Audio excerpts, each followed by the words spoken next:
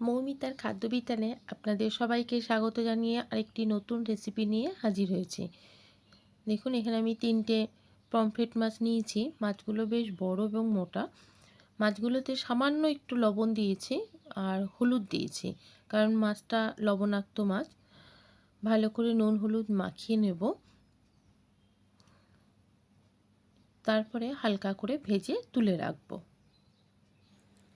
এবার একটা হাঁড়িতে জল বসিয়ে দিয়েছি ভাতটা করার জন্য। জলটা ফুটে এসছে। তারপরে আমি তেজপাতা আর গোটা মশলাগুলো ফোড়নে দিয়েছি। জলের মধ্যেই এগুলো থাকবে, এগুলো আর তুলে আমি আলাদা করে ফেলবো না। এখানে বিরিয়ানির মশলা গোটা যেগুলো আছে আমি কিনে এনেছিলাম, সেগুলোকে এখানে দিয়েছি। এবার আঁচটা একদম কমিয়ে দেব, দিয়ে ধুয়ে রাখা চালটা এতে দিয়ে দেবো। আমি এখানে পরিমাণটা অল্প নিয়েছিলাম, আপনারা বুঝে ব্যবহার করবেন।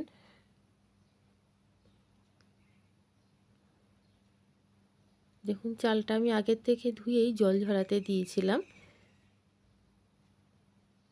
সমস্ত চালটা দিয়ে ভালো করে একটু নাড়িয়ে দেবো। এবার কড়াইতে একটু তেল দিয়েছি, দিয়ে তাতে পেঁয়াজগুলো দিয়ে একদম হালকা করে ব্রাউন করে ভেজে নেব। একটা মাঝারি সাইজের পেঁয়াজ আমি কুচি করে ভেজেছি। এবার পরিমাণ মতন তেল দিয়ে, তেলটা যখন গরম হয়ে উঠেছে আঁচ কমিয়ে আমি মাছগুলোকে একটা একটা করে ভেজে তুলে নিচ্ছি। মাছগুলো তোলার পরে আমি ওই কড়াইতেই আরেকটু তেল দিয়েছি, দিয়ে আমি পেঁয়াজ কুচি দিয়েছি। পেঁয়াজের সাথেই আমি 2টো কাঁচা লঙ্কা আর গোটা গরম মশলা ফোড়নে দিয়েছি। ভালো করে একটু ভেজে নেব মশলাটা। এদিকে মাছটাও তুলে রেখেছিলাম। একটু ধনেপাতাও নিয়েছি, সে ধনেপাতাটা কুচি করে রেখেছি। দেখুন পেঁয়াজটা আমার ভালো ভাজা হয়ে আসছে।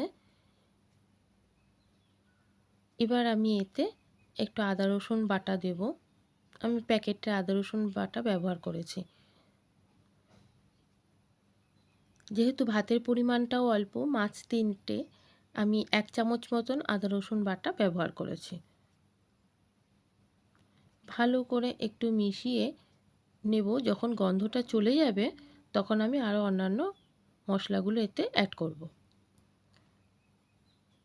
সামান্য একটু জল দিয়েছি, দিয়ে ভালো করে একটু ভেজে নেব।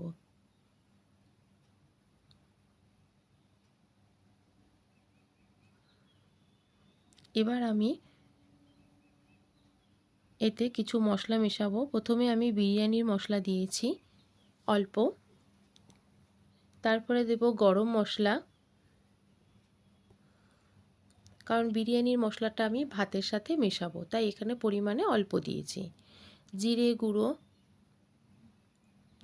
কাশ্মীরি লঙ্কার গুঁড়ো আর লাল লঙ্কার গুঁড়ো, প্রত্যেকটা উপকরণ আমি সুন্দর করে মিশিয়ে নেব।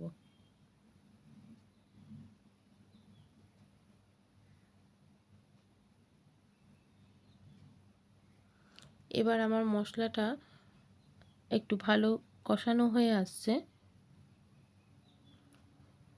দেখুন আমি সমস্ত প্যাকেটের মশলাই ব্যবহার করেছি।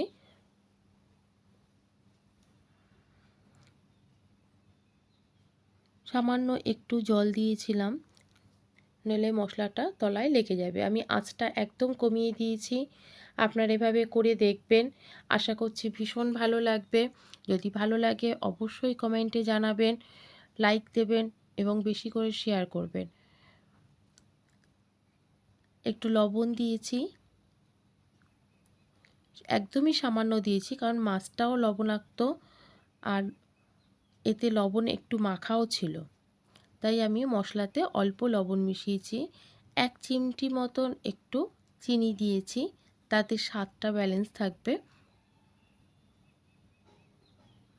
আর দিয়েছি পরিমাণ মতন হলুদ গুঁড়ো।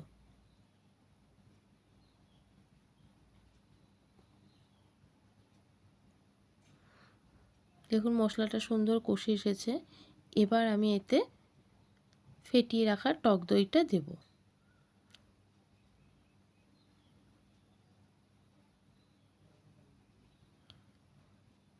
টক দইটা আগে একটু ফেটিয়ে রেখেছিলাম। দেখুন টক দইটা দিয়ে ভালো করে মিশিয়ে নেব। যতক্ষণ না মশলাটার থেকে তেল ছেড়ে আসছে ততক্ষণ আমি একটু হালকা হাতে নেড়ে এটা মেশাতে থাকব। কড়াইটা আমি এই সময় একদম অল্প করে রেখেছি, আর সামান্য একটু চিনি দিয়েছিলাম স্বাদটা ব্যালেন্স করার জন্য। দেখুন মশলাটা আমার সুন্দর কষে গেছে, ঘন হয়ে এসেছে। এবার আমার কেটে রাখা ধনেপাতাটা উপর থেকে ছড়িয়ে দেবো।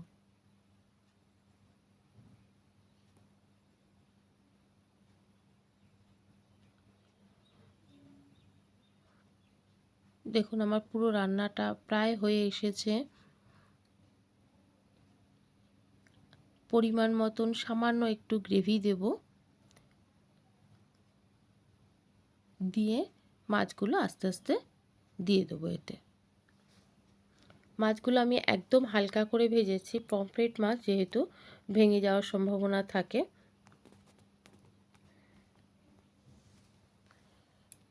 এবার আমি ভালো করে একটু মাছের সাথে মশলাটা মাখিয়ে নেব। একদম হালকা হাতে নেড়েছি। মাছটা আমার সুন্দর মেশানো হয়ে গেছে মশলার সাথে, সুন্দর গন্ধও বেরিয়েছিল একটা। এবার আমি সেই মাছের ওখান থেকে একটু তেল নিয়েছি আর সামান্য একটু ঘি দিয়ে আগে গামলার একটু নিচটা মাখিয়ে নিয়েছি। অর্থাৎ যে পাত্রে আমি বিরিয়ানির চালটা রাখবো সেই পাত্রটা আমি একটু মেখে নিয়েছি। এবার আমি করে রাখা ভাতটা এতে দিয়ে দেব অল্প করে। ভাতটা আমি 80% মতন করেছিলাম, তারপরে একটু ঢেকে রেখে দিয়েছি, তাতে ভাতটা সুন্দর সেদ্ধ হয়ে গেছে। এবার আমি একটা একটা করে সমস্ত উপকরণগুলো ভাতের সাথে মিশিয়ে দেব। এবার অল্প করে ঘি ওপর থেকে ছড়িয়ে দিয়েছি। তারপরে দেব মাছের করে রাখা মশলাটা। যেহেতু দই দেওয়া ছিল ভীষণ টেস্ট লাগছিল খেতে, আপনারা অবশ্যই করবেন এবং কমেন্টে জানাবেন কেমন হয়েছে।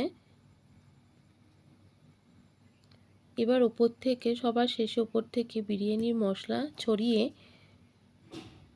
তার উপর থেকে বেরেস্তা ভাজাটা দিয়ে দেব। সবার শেষে একটু ঘি আর একটু গরম মশলার গুঁড়ো আর বিরিয়ানির মশলা ওপর থেকে দিয়ে দিয়েছিলাম। এবার মাছগুলো দিয়ে হালকা করে মিশিয়ে 5 মিনিট ঢেকে রাখলেই তৈরি পমফ্রেট মাছের বিরিয়ানি। তো কেমন লাগলো অবশ্যই কমেন্টে জানাবেন, আর চ্যানেলটি সাবস্ক্রাইব করে রাখবেন আরও অন্যান্য রেসিপি পাওয়ার জন্য। এতক্ষণ থাকার জন্য আমার সাথে সম্পূর্ণ ভিডিওটা দেখার জন্য আপনাদেরকে অসংখ্য ধন্যবাদ।